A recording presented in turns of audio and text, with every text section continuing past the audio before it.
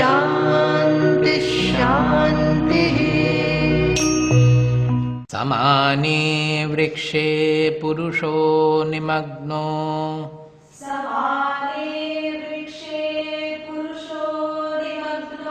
अनीशया शोचति मुह्यमानः।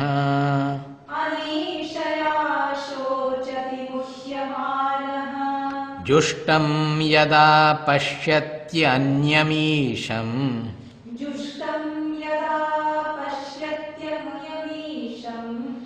अस्य महिमानमिति वीतशोकः।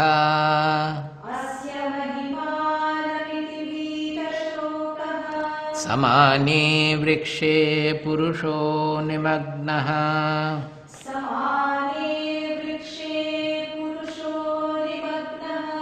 अनीशया शोचति मुह्यमानः।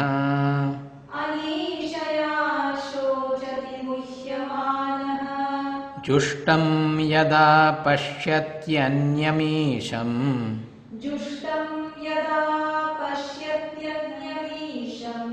अस्य महिमानमिति वीतशोकः।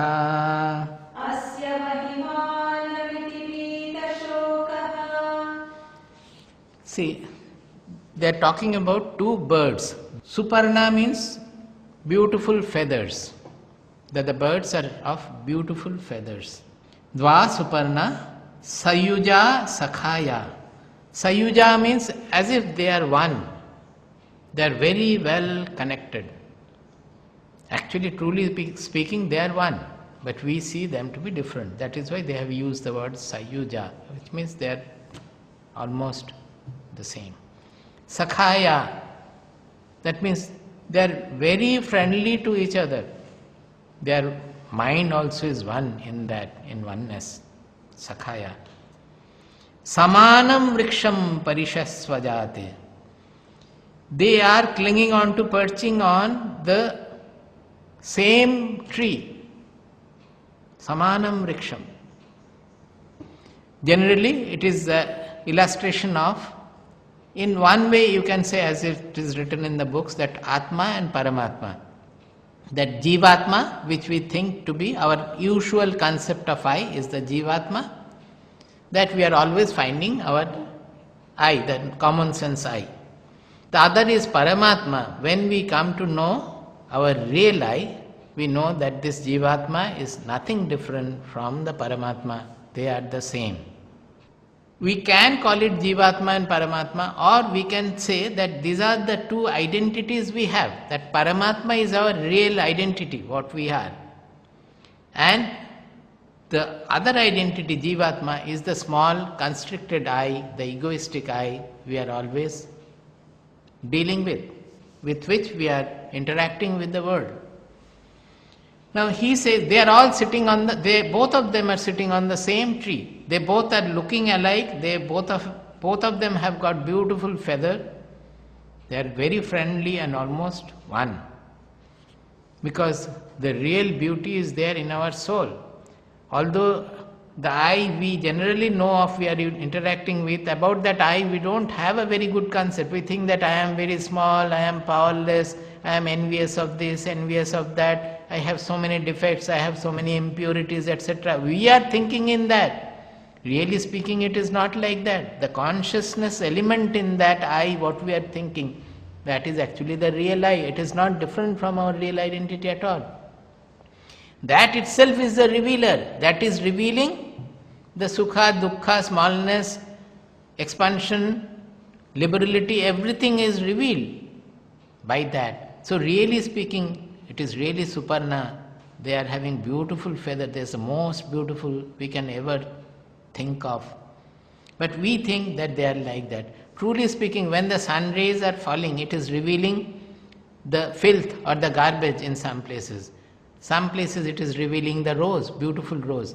Do the sun rays become filthy by revealing the garbage? Or do they become beautiful by revealing the rose? It does not get contaminated by anything. It is revealing the beauty as well as the ugliness. It is revealing the filth as well as the fragrance. Everything is revealed by it. Like that, the eye we use, it is only the revealer. But not knowing, we associate it with all the qualities we have, and we think, I am small, I am powerless, I am suffering from this, suffering from that. All those constrictions and shoka, we grieve, all those things come because of that association with the small body-mind personality. Otherwise we are sitting on the same tree, the Paramatma, that is also sitting on the same tree. The tree is here, the personality, our body-mind personality, in which we are having all the experiences. Tayoho, of the two, anyaha pippalam swadvatti. One of them, which is, you can conceive of perhaps sitting on a lower, they have not said, but let us consider the two are sitting, one is sitting on the highest branch of the top of the tree, another is sitting below somewhere on the lower branches, and it is looking at the fruits. Some fruits are ripe, some are not, some will be bad also, maybe rotten also, everything it's all full of fruits. So he says that the lower one which is seated there, it is tasting the fruits and undergoing the consequences also. If the fruit is good, it is happy. When the fruit is rotten or bad, it is unhappy. So it is becoming happy and unhappy by tasting the fruits on the different branches of the tree. And it is chanchala, it is restless, it is always looking for where I can get a better fruit, how I can get satisfied. That is what we are always doing. Whatever we are doing throughout our life, throughout our day, only to get a little happiness. Is it not so? Whatever we are doing, suppose we are making a building, we may say that building we are making so that our family can stay there, I can stay there, but finally what do you want? Because I want to become happy. So looking for happiness, we are running around throughout the day doing so many things. But if I ask, has anybody become happy by doing anything in this world? We don't look around and find out. Nobody has ever, with the whole past and present, if you look around, nobody has ever become permanently happy by doing anything in the world. If at all somebody has become happy, it is only by getting back to his real identity. Otherwise, happiness does not lie anywhere at all. Happiness is a coordinate, is a natural coordinate of ourself. When we stop running around for happiness, then only we get this happiness. Our Shastras say that they are like the child who is playing with a doll for some time, then start crying. You give another doll or another something which moves by itself, it gets attracted to that. Then he plays with that for some time. He goes on playing with different kinds of dolls or with different kinds of games and all, remaining absorbed, clinging to that. But finally, when it becomes sleepy or it becomes hungry, then it starts crying. And then nothing other than the mother's lap, nothing other than the mother's lap consoles the child. Like that, our soul, our mother, our real mother is always calling that where are you running away from me? After what? Come back, come back. Your real happiness lies within. But we are heedless. We are much worse than the babies or the children. Throughout life we have been running around for so many things, but not getting satisfied by anything at all. When we get fed up with the world, like the old rishis, they discovered that what are we doing from morning to evening? The same thing again and again and again in a repetitive manner. There is no growth, there is no evolution at all. Finally, getting completely dispassionate about the whole thing, they started looking within. Let me see, who am I who is looking around all along, who has been interacting with the world, looking at the world. When they started looking within and finally discovered their real identity, they found the fountain of real joy. That is always there. But we have not been able to taste it because our mind has been focused outward. It is always looking for happiness, which we think that it will come from something objective, and there lies all the ignorance. That is what we suffer from. So this bird, it moves from branch to branch and tasting this fruit, that fruit, sometimes becoming a little happy, next moment becoming absolutely sorry and grieving. But the other bird which is sitting on the top of the tree, Anashtananyo abhichakashiti. They have used a word, abhichakashiti. It is not just seeing. Abhichakashiti means it is a focusless vision. We call it kevali bhava. That means it just looks on. What is the difference? Normally when we look at something, immediately our preference and prejudice, our likes and dislikes work. That seeing something, we develop a attraction or repulsion. This is our tendency. But when we can look at things without getting affected, then it becomes abhichakashiti. That is, look at things and see as they are. Similarly, look at ourselves, look at our mind also and see as they are. Not getting affected by the preference and prejudice.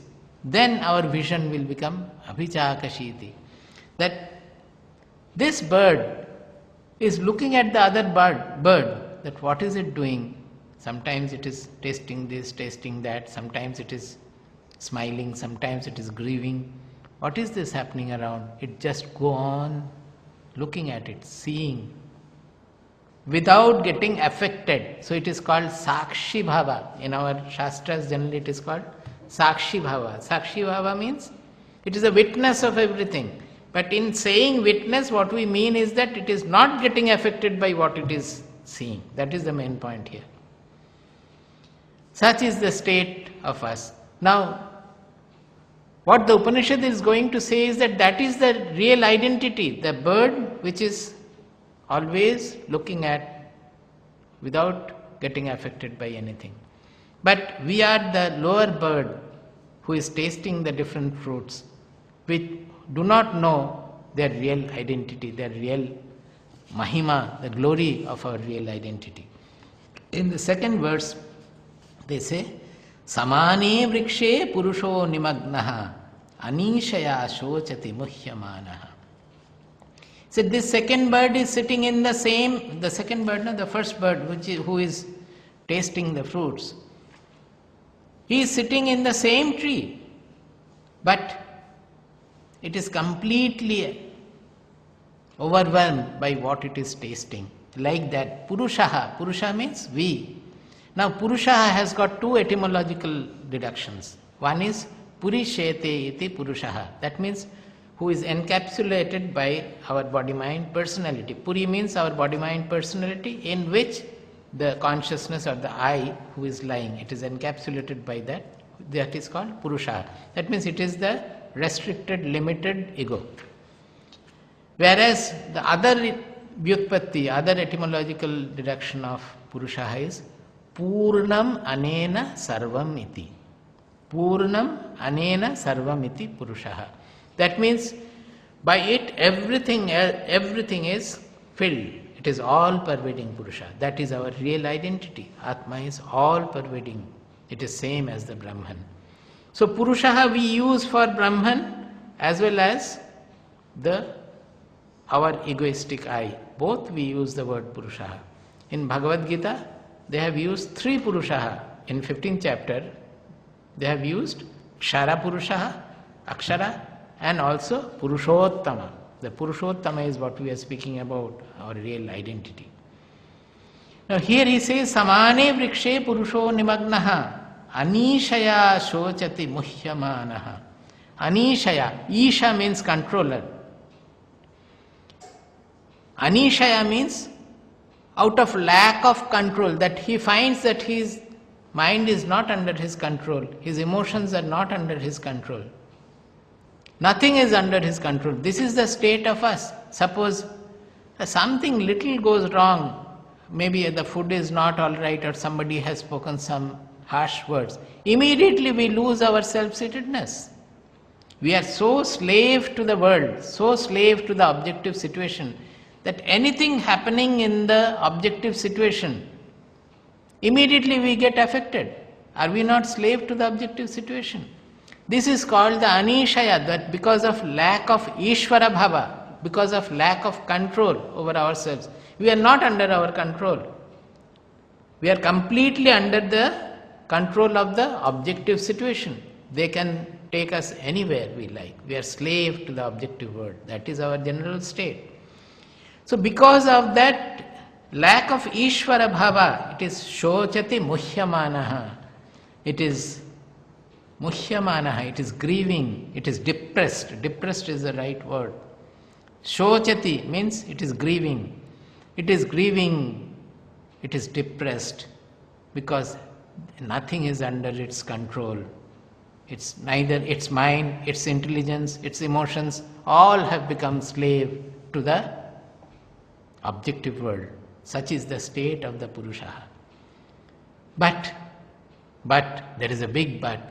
He can change his state. How? He says, Jushtam yada pashyati anyamisham.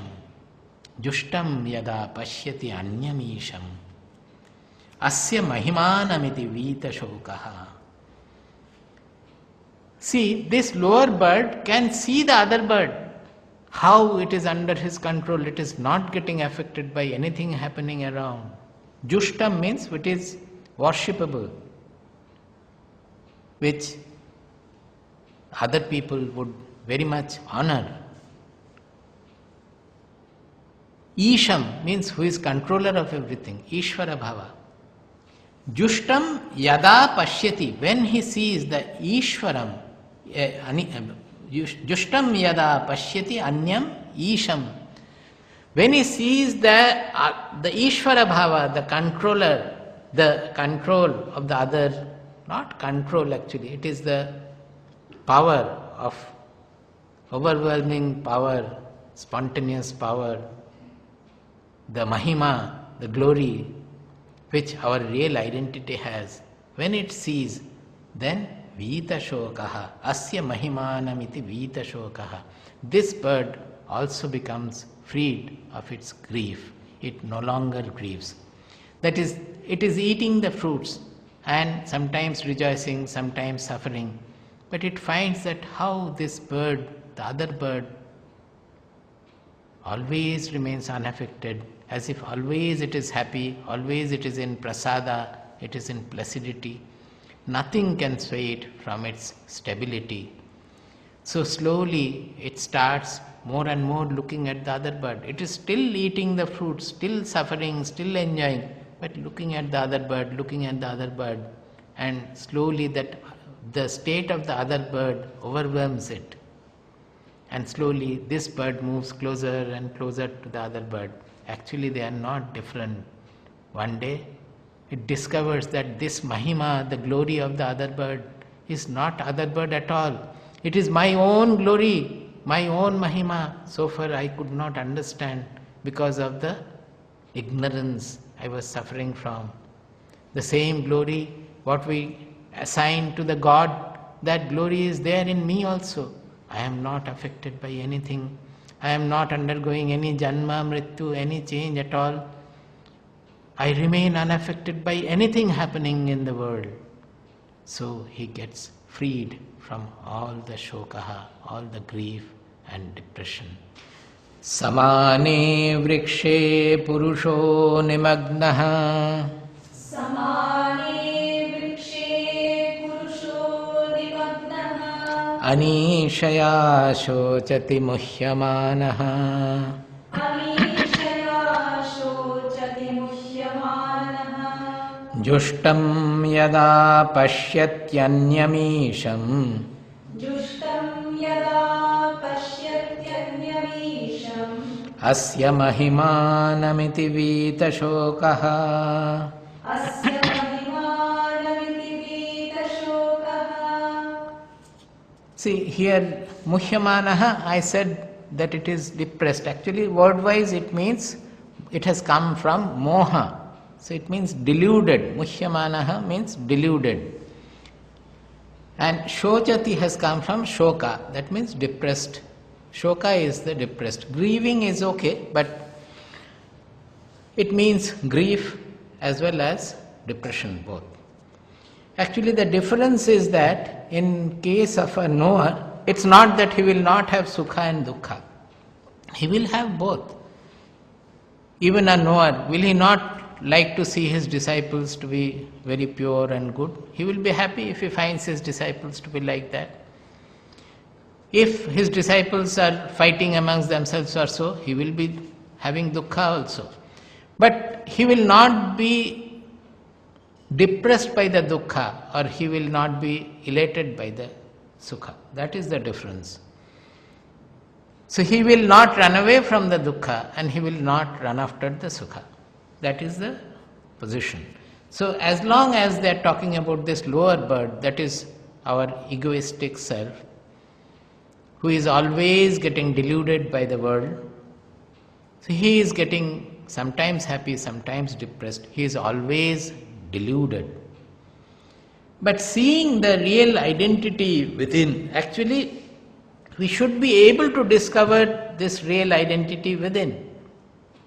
We may not actualize it, but we have to discover it. Suppose people are moving around and they are not happy. Why do they come to a saint? Because of all the people they find that here is somebody who is not getting affected by dukkha and sukha. That when he comes closer, he finds that there are so many things about which he is also having dukkha, he should have. There are so many things about which he should be happy also, but none of them ever changes his cheerful nature or his lightness of the heart. He never gets depressed by anything happening around. And in his company, the seeker finds peace. He discovers something. He discovers peace. He discovers stability. In Yoga Vasishtha it is said that how do you know when you go to a saint? Well, you may listen to his words and various things you may know from there. But a real saint, you don't have to speak even. You can go and sit near him. You will find, if you find that automatically there is some antashhitalata dawning in you. That means there's some peace, some coolness. Antashhitalata means inner cool, as if like an inner bath. That automatically a peace dawns in you. Then you know that this peace is coming from the person close to whom you are sitting. So you can know the inner state of the person from whatever feeling comes to you. So when he finds that there is somebody who is not getting affected by so many things happening in the world, where we are always getting overwhelmed and we are getting deluded by things, then he goes to that saint and asks that, how did you become like this? How can I also become like you? Have you crossed over all these vagaries of the world that I am suffering from? If you have, can you tell me how one can cross over them? And do you think that I can cross over them? Then you can tell me. This is what Rama told Vasishtha also when Rama was depressed and Dasharatha did not know what to do with him. This is the story of Yoga Vasishtha. That when Vasishtha came and Rama described why his mind is like that, after finishing the whole story, finally he said that, O Vasishtha, if you have some way to get rid of this sorrow, and if you can tell me about it, and if I can follow, and if you say that I can succeed in that pursuit and I can overcome it, then only you need tell me. Otherwise, Rama will not take bath, will not take food, will not do anything. He will sit like a mirror. He will not do anything at all. So this is how we may first discover our real identity not within us but somewhere else also. But then we take to him, and through his guidance, through his advice, finally we discover the bird which is within us, which is not different from the I we knew about. It is the same I who is having all the glories of the God we talk about, the glories of the universe. Everything is there itself in that real I, real identity within.